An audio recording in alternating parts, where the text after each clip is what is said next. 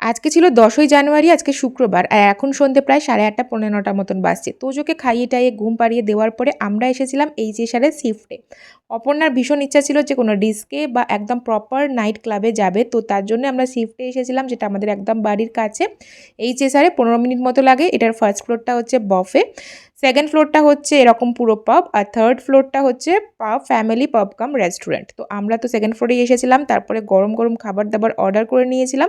খাওয়া দাওয়ার পরে তারপরে গেলাম ডান্স ফ্লোরে।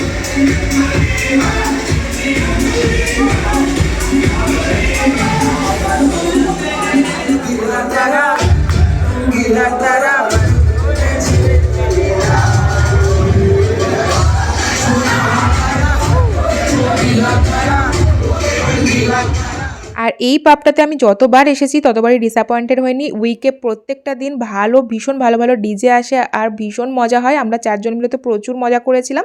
আর ব্যাঙ্গালোরের সব পাবই হচ্ছে রাত্রি 1টার সময় বন্ধ হয়ে যায়। তো আমরা পুরো রাত্রি 1টা অবধি থাকিনি।